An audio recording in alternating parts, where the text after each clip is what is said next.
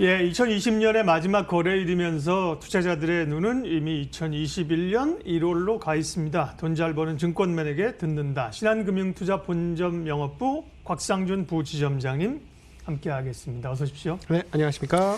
올해 부지점장님은 스타시죠 증권업계. 네, 그동안의 내공이 포텐이 터지는 그런 한 해여서 좋은 정보도 많이 인사이트도 주셨고 올 한해 참 뭐 대단한 재난과 엄청난 주가 상승 마지막까지 불을 뿜지 않습니까? 뭐 네. 잠깐 올해 좀 소회 좀 한번 좀 들어볼까요?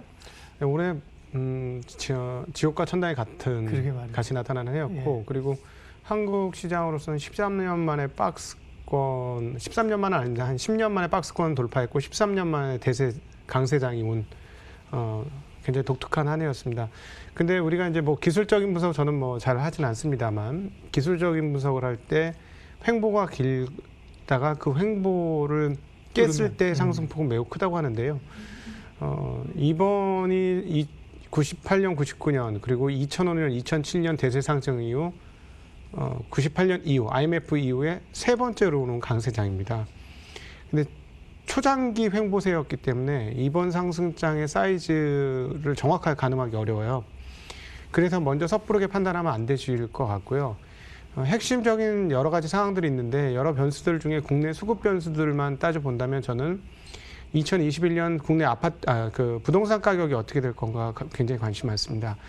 부동산 가격이 여기서 추가로 계속해서 파축지세로 오르게 된다면 주식시장에 들어올 자금들이 잘 못 들어올 거예요. 근데 이제 그 승부처는 5월 지나서 세금이 한번 나오고 나서도 과연 어떻게 될 것인지 확인을 해봐야 되는데 제 주변에 그냥 사적인 말씀을 드리면 네. 부동산 선수들이 있으세요. 진짜 부동산 대단하게 잘하는 선수들인데 약간 좀 과거에 비해서는 적극적이지 않습니다. 과거에 굉장히 적극적이었던 분들인데 그래서 만약에 부동산 자금 쪽으로 자금이 쏠리지 않을 경우 그 일부 자금이 주식시장에 들어오게 될 경우 주식시장은 2020년에 한번 큰 랠리를 했음에도 불구하고 그게 끝이 아니다라는 걸 보여줄 가능성이 있습니다. 예. 그러나 이제 투자자 영역에서는 또 좀 다른데요. 수급 영역은 그렇습니다. 그래서 부동산 자금이 안 들어오고 그중에 저는 뭐 1%, 2%, 3%만 부동산 자금이 주식시장 들어와도 주식시장 난리 날 것이다 이렇게 보고 있는데 그러나 이제 2021년부터는 투자자분들은 자신에 대한 경계감을 갖기 시작하셔야 될 것 같습니다. 2020년은 사실은 용기만 있었으면 쉬웠던 장이었고요. 2021년은 용기가 충만해진 장이기 때문에 사람들이 좀 더 과감해질 가능성이 있습니다. 과감해진다는 건 무슨 말이냐면 그동안의 성공이 자기에게 확신을 준다는 얘기인데요. 자기한테 확신을 주면 본격적으로 레버리지 사용이 커질 가능성이 있습니다. 지금까지도 레버리지 사용이 있었습니다만 지금보다 더 크게 레버리지 사용이 있을 수 있는데요. 그렇게 되면 이제 위험은 점차 커지게 되는 것이죠. 그래서 21년은 좋을 수 있으나 경계감을 가지고 시장을 대하시는 네. 것이 필요하지 않을까 하는 뭐 큰 틀에서의 생각을 가지고 있습니다. 오늘 준비한 내용 전에 이제 2020년을 좀 잠깐 돌아보자고 하셨는데 이제 올 한해 나타난 한 해뿐만 아니라 구조적인 변화들 또 2021년에 나타날 수 있는 이야기까지 쫙 풀어주셔서 정리가 됐고요. 그만해도 되는데 준비한 내용들을 조금 더 디테일하게 가면요.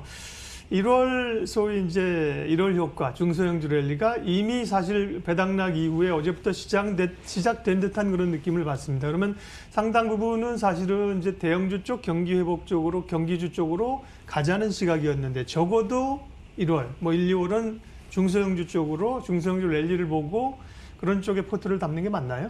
지금은 이제 어제 전에 있었던 개인들의 매매 태도를 보면 상당히 많은 매도를 했거든요. 그거는 이제 아마 10억 대주주 관련 물량이 꽤 많다라고 보시면 될 것 같습니다. 그런데 전일 기록적인 순매수를 보여주었고요. 그리고 오늘도 분위기상으로는 적지 않은 순매수 총액을 보여줄 것으로 예상됩니다. 이것은 10억 비었던 10억을 다시 채우는 근데 오늘까지는 아니고요. 이제 그 연도가 넘어야 되니까 그러니까 1월 초에는 그런 효과가 나올 것 같아요. 그러면 그 사이까지는 중소형주 괜찮을 것 같은데 기본적으로 그러면은 그 주식시장에서 과연 어떤 게 더 저렴할 것이냐를 따져보면 저는 여전히 코스피가 더 싸다고 생각합니다. 예. 그리고 이제 일반 투자자분들에게 권해드리고 싶은 것은 여전히 싼 대형 주식들이 많습니다. 그쪽에서 만약에 앞서 잠깐 뭐 부동산 관련 등등 해서 언급드렸던 대로 주식시장으로 돈이 들어오는 흐름들이 유지가 된다면 2021년에 결국에는 안 오른 주식들이 상당히 오를 겁니다. 그래서 그런 쪽으로 관심을 가지시면 별 큰 피해 없이 수익 목적을 달성할 수 있지 않을까 생각이 되어지고요. 그다음에 이제 단순히 중소형 이렇게 가시는 것보다는 살아있고 기술적 지향성이 있는 쪽으로 가시는 게 좋습니다. 지금 뭐냐면 전통 제가 이제 싼 대형주라고 표현을 했어요. 싼 주식이 아니고 싼 대형주라고. 왜냐하면 대형주는 수급적으로는 분명히 한번 수급이 미칠 수밖에 없는 영역에 있기 네. 때문에 그런데 단순히 저평가 가치주들은 조금 다릅니다.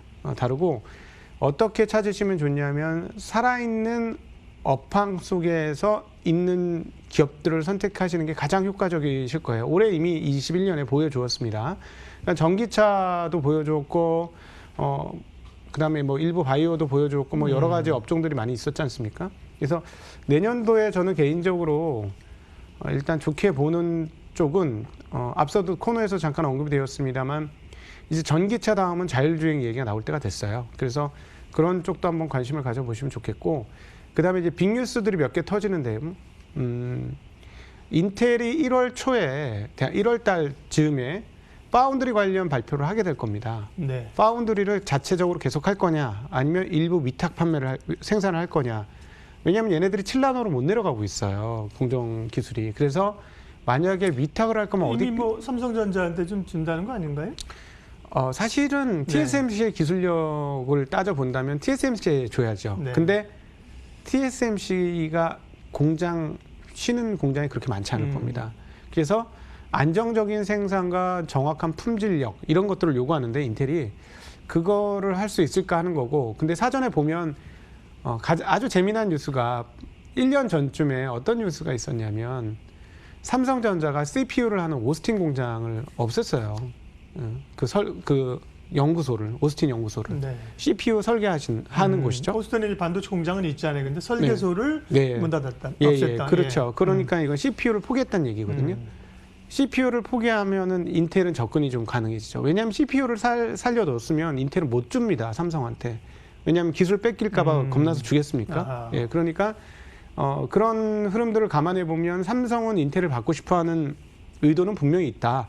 그래서 과연 그게 된다면 이제 500조 삼성전자가 600조를 향해 갈 수 있어요. 그래서 그 부분이 이제 굉장히 중요한 뉴스라고 예. 생각하고, 그 다음에 통신망 중립망 일부 제한적 해제 이야기가 드디어 나왔습니다. 27일 날. 망 중립성, 네. 그게 저희가 두 번째 키워드로 뽑은 건데요. 과기정통부에서 이제 망 중립성 가이드라인을 개정했다는 건데, 망 중립성 얘기는 뭐 다소 좀 어려우실 수 있는데 통신주와 관련해서 굉장히 중요한 거기 때문에요. 미국도 이제 이런 과정들을 좀 거쳐가고 있고, 뭘 의미하는 겁니까 이게? 네. 간단하게 말씀드릴게요. 통신의 평등성을 추구하는 게 망 중립성입니다. 네. 그냥 누구나 접속할 수 있고 누구나 업데이트할 수 있고 다운로드할 수 있는 이런 그 구조, 그리고 어디에서나 할 수 있는 뭐 이런 것들이 망 중립성인데요. 누구에게 더 로열티를 주지 않는다라는 개념이죠. 그런데 이 망 중립성이 과거 문자나 이런 것을 보낼 때의 데이터 개념과 지금의 데이터 개념이 많이 달라요. 네. 현재 데이터 트래픽의 거의 대부분을 쓰고 있는 업체들은 누구일까요? 뭐 구글, 뭐 네, 네이버, 유튜브 이런 데죠. 네, 유튜브, 넷플릭스 네이버, 이런 데 두 군데만 합쳐도 50% 넘을 거예요. 이건 무슨 말이냐면 통신회사들 입장에서는 운동장을 쫙 만들어 줬는데 누가 와서 노냐면 키 큰 애들이 와서 그러게요. 한 번은 테니스 쳤다, 한 번은 농구 쳤다, 한 번은 육상했다, 운동장을 다 갖고 노는 거예요. 그러니까 수많은 사람들은 저 구석탱이에서 그냥 운동장 조금 쓰고 마는 거죠. 그러니까 운동장을 깔아준 입장에서는 입장료를 똑같이 받았거든요. 그건 열받는 일이에요. 그렇죠. 네. 이 열받는 어디로 연결되냐면 설비 투자 증서를 안 하는 쪽으로 이어집니다. 왜냐하면 돈을 뭐 그렇게 썩 많이 버는 게 아니기 때문에 제한적 범위에서 띄엄띄엄 이렇게 투자를 할 수밖에 없죠. 그러니까 5G가 그렇게 오랫동안 1년도 넘게 했는데도 아직도 안 되는 곳이 많지 않습니까? 건물 안에는 잘 안 되고. 그러니까 이걸 어떻게 할 거냐면 망 중립성을 제한적으로 푼다는 건 뭐냐면 특수 체육관을 하나 짓는다는 얘기예요. 아주 좋은. 그래서 아까 그 큰 형들은 거기 와서 놀고 여기 와서 놀아라. 값도 제대로 내고. 그렇지. 예. 대신에 돈 더 많이 내. 입장료 많이 내야지 여기서 쓸 수 있어. 이렇게 되는 개념이거든요. 그러니까 만약에 통신회사들이 넷플릭스나 유튜브한테 월등히 높은 가격을 받고 그리고 통신 질이 좋은 끊기지 않는 그런 것들을 제공을 해준다면 통신회사들의 그 수익성이 달라지겠죠. 그러면 설비 투자에 대한 욕구도 다시 생길 수 있고요. 그러면 이제 5G도 연결되고 투자도 이루어지겠네요. 그렇죠. 네. 그리고 수익성도 좋아지고요. 네. 그러면 어떻게 되나? 통신회사들은 10년도 넘게 횡보거든요. KT, SK텔레콤은 네. 영원히 그 자리인 주식이거든요. 최근에 한전이 요금제 풀기 시작하면서 주가 그렇죠. 슈팅하기 시작하지 않습니까? 저는 한전 굉장히 좋게 봅니다. 지금 제가 여러 군데 가서 저는 이제 종목 얘기를 거의 안 해요. 근데 10조 네. 이상에 대해서만 잠깐씩 언급하는데 한전 굉장히 좋다고 막 선전을 해도 아무 관심이 없어요. 근데 이거는 지금 한전 이 망중립 제한적 해제가 확정되고 지금 한전처럼 확정이 되는 상황이 오게 되면 저는 어떻게 표현하면 헤라클레스를 역검했던 쇠사슬이 풀린 것이다. 네. 라고 표현합니다. 대단한 표현이시네요. 네. 네. 아마 이거는 아마 한전에서부터 먼저 드러나게 될 것이고요. 네. 만약에 진짜 이 망중립성이 풀리면 한국의 통신업체들은 진짜 거의 뭐 십몇 년 동안의 행보세를 뚫는 일이 벌어질 수도 있어요. 지금 개정을 한 거예요? 한다는 거예요? 아니 한다는 겁니다. 예. 네, 그래서 저까지 이번에 한전 같은 경우는 풀린 거거든요. 예, 네, 그렇죠. 네, 그래서 이것까지 되면 이런 쪽으로도 새로운 세상이 열릴 수 있으니까 시야를 그리고 제가 항상 드리는 말씀이 투자자분들 제발 부탁인데 사람 많은 곳에는 잘 가지 마세요. 지금 사람 암간 중에서 아주 가치 있는 놈들 중에 이렇게 뉴스가 뜨는 거 이런 게 굉장히 의미 있는 거거든요. 투자에서. 근데 이런 것들을 좀 많이 찾으신다면 어렵지 않게 그리고 마음 편안하게 좋은 성적을 거둘 네. 수 있지 않을까 싶습니다. 마지막으로 뭐 그 얘기를 하셨네요. 항상 소수의 입장에서라 네. 다수는 틀리기 때문이다. 그런데 월가의 구루들 얘기 들어보면 다수는 틀리는데 언제 틀리냐? 항상 틀린다. 그래서 소수의 입장에서라는 말씀이신데 오늘은 뭐 여기까지 네. 하겠습니다. 또 새 시간들이 있으니까요. 돈 잘 버는 증권맨에게 듣는다. 신한금융투자 본점 영업부 곽상준 부지점장님 함께했습니다. 올해 수고 많으셨습니다. 네, 고맙습니다. 감사합니다.